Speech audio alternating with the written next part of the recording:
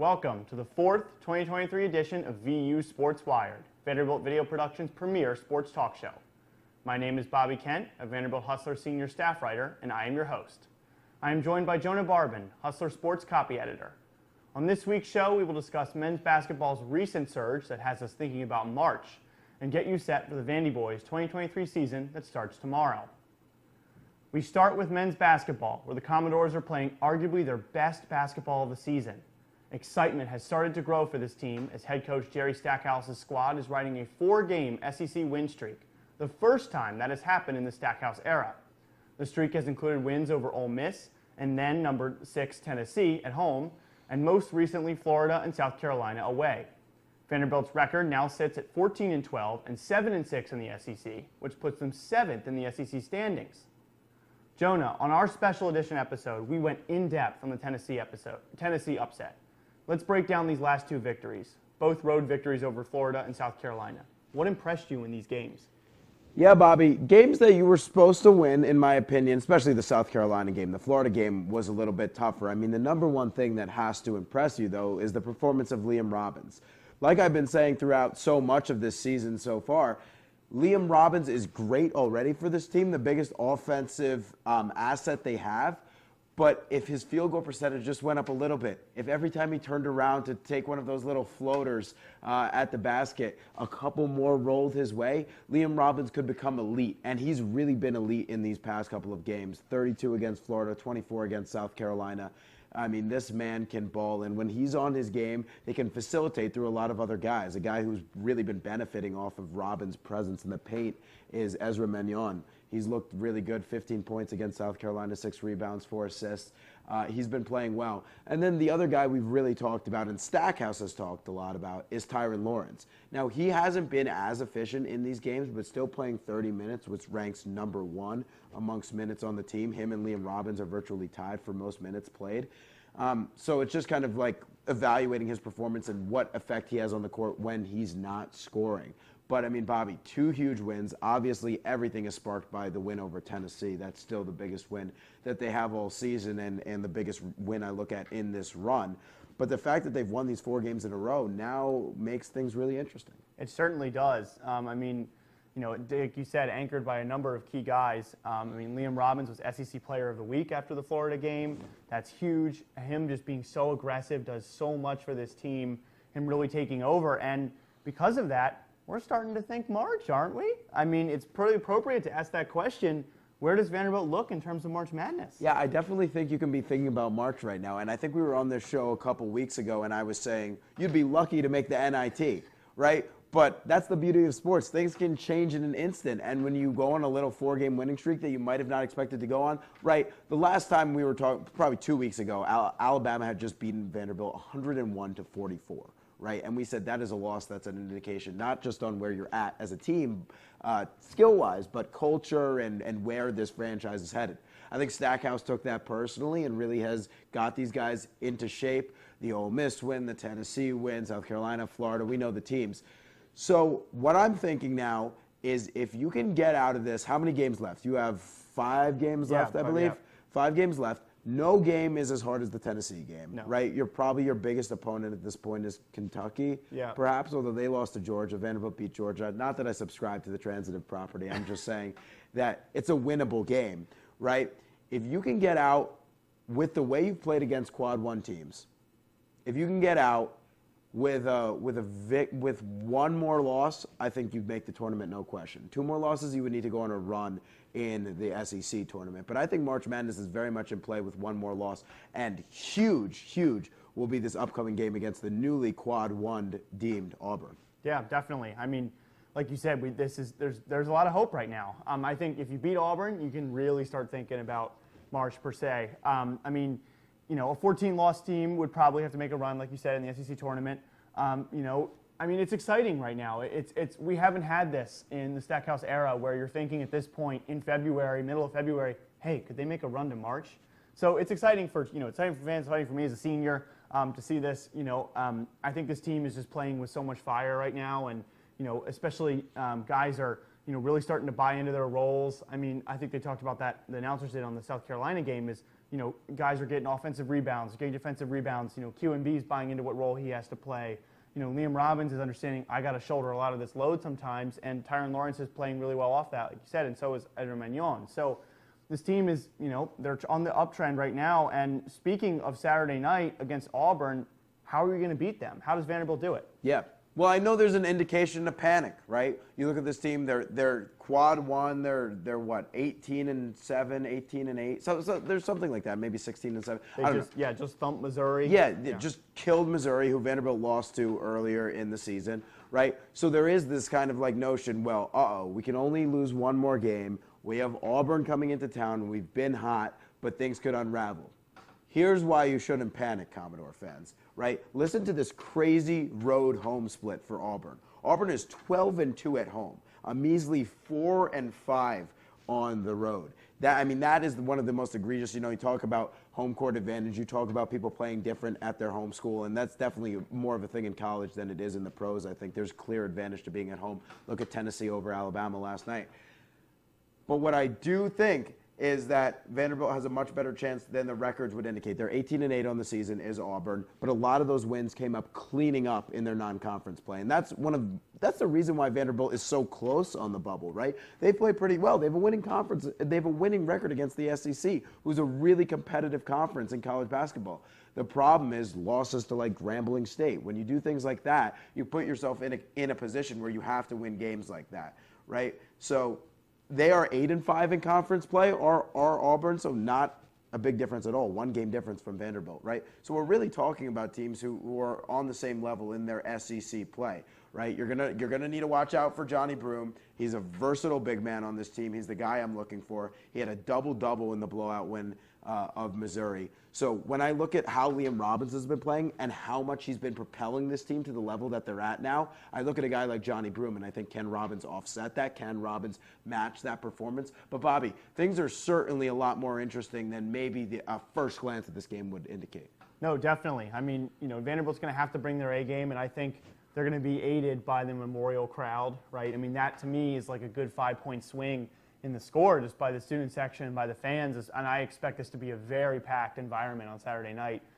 Very exciting, almost NIT levels of excitement for this team. But, they're going to have to bring their A game. And, Ezra Magnon's going to have to be creative as he always is. He's going to have to find ways to get to the rim.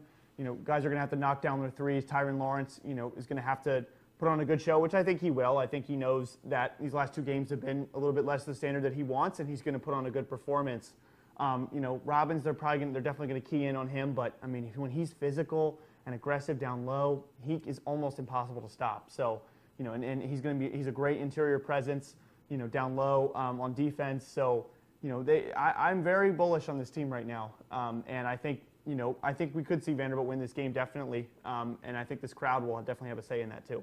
Yeah, and I think the things we know Auburn for, right? Like I'm talking about, like Broome's impact and the way they can spread the ball and their scoring ability. Sometimes it just goes away on the road. Look at this game. On February 4th, they played Tennessee, who's a good team, right? But Vanderbilt has shown that their defense is not perfect. 46-43 they lost. Yeah. A 43-point output for a team that's really good. They lost to West Virginia on the road. They lost to the only team they've beaten on the road recently is South Carolina. Whoop-de-doo, right? Yeah. So I'm really excited for this game. I totally agree with you. I think Tyron Lawrence is going to need to be a little bit better, and I think Stackhouse is obviously going to be the first guy going to Tyron and saying, hey, I need you to step up in a game like this, right? We could get by against South Carolina like this, but not against Auburn. But I agree in terms of what you said about the environment. I think it's going to be an incredible student turnout for this game. Oh, 100%. I'm very excited to be a part of it. Just thinking about it right now gives me chills a little bit, All right, so I think that's a good cue for us to switch over to baseball. So after what felt like the world's longest 8-month wait, the Vandy boys are finally back in action. Following a 2022 campaign that failed to see the Commodores reach Omaha, Vanderbilt is looking to join the Final 8 once again in 2023. Now, multiple college baseball outlets have the Commodores ranked among the nation's top 15 teams coming into the season, with Baseball America putting them as high as number 6. Vanderbilt takes part in the College Baseball Showdown at Globe Life Field this coming weekend, with marquee matchups against fellow top 15 teams TCU and Oklahoma State, and they also match up with Texas. Vanderbilt will have to replace the production of a few key players such as Spencer Jones, Carter Young, Dominic Keegan, and Chris McElvain, among others. So how does Vanderbilt plan to do so?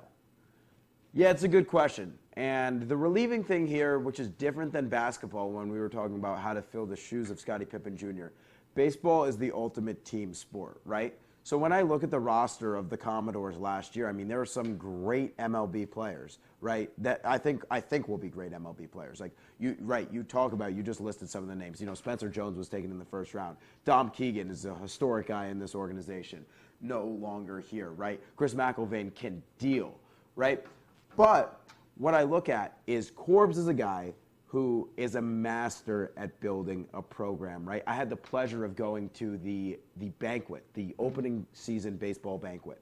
And what impressed me most is Tim Corbin stood up there for 2.5 hours and introduced every player on the team, talked about where they were from, what their parents' names were, what their brothers' names were, what their sisters' names were, how he met them, what he liked about them this season. I mean, this is a guy who knows his stuff. Obviously, Tim Corbin's a qualified coach, but just to see something like that hammered in the amount of work that goes in to Corbin doing that, right? So there are a lot of new names, right? We have guys moving around and we have freshmen coming in. The guy I'm most excited about to see how he steps up for this team is Chris Maldonado, right? Brother of Nick Maldonado. There's a lot of Maldonados have been through this system. He's going to start at second base. He's in the top 150 of perfect game prospect rankings. And I think that should be really interesting to see how this infield moves around. This infield is going to look very different this year, but there's going to be some parity with the left side of the infield. Obviously, the right side is changing up. So I'm excited to see how those things mesh together, right? I'm excited to see the return of some guys, right? Like how will Davis Diaz play this year? There's so many exciting aspects of this team. So what I look at is there were so many talented players that will translate to the MLB, in my opinion, last year, but they came up short. At the end of the day, baseball is all about the chemistry you can have and that culture you can build. And I think Corbs really has that with a lot of the guys moving around. And I think the way this team is looking and how everybody's been talking about it in their preseason kind of interviews, they're off to Globe Life Field, I think, right now to start off the season. I feel very optimistic. You know, I share that optimism as well. In terms of the moving pieces, I mean, Jack Bolger's going to move to catcher to take over for, the loss of Dominic Keegan. Bolger had 57 hits last year, a 731 OPS in 58 games. He's a really strong fielder. He also played a number of games at catcher last year, too, so that should rest assure fans, and he's a well-known name as well. And then Jonathan Vastine is going to take over at first base. He did not have a stellar freshman year. He had a sub-500 OPS in about 12 starts in 30 games, but he only made about 51 plate appearances, so a very small sample size. But to his credit, he spent the summer in the Northwoods League. He was really improving his craft. Corbin says he's one of the best pure athletes on the team, so this is a guy that I feel like could really have a big impact and step up. You mentioned Chris Maldonado, right? He's a strong arm. He can hit to all fields. I'm interested to see, too, how Devin Futrell plays with moving into the weekend rotation, most likely. He had 63 and a third innings as a midweek starter. He was 8-0 at one point last season. He had a sub 1.05 WHIP, which is 32nd in the country. So he's been playing. He is going to be exciting to watch in the weekend rotation. But what are other guys that you're looking at this year? Any offensive or pitchers that you're looking at? Yeah, sure. Well, I just want to say something quickly on Futrell because I'm excited to see him too. But I will say, pitching every week on the midweek game and being a weekend starter is a completely different game, right? The midweek game, especially when you're at a program like Vanderbilt, which is probably going to be a top 5 program in the nation this year. I don't think that's too bullish. You're playing a lot of teams that you should be beating during the week. But on the weekend in this SEC, when you're playing teams like Tennessee and Arkansas and Mississippi State, LSU, right? The list goes on, right? Not that easy, and we've been rocked. Last year the Commodores were rocked by their fair share of SEC opponents. So we'll see how they do this year.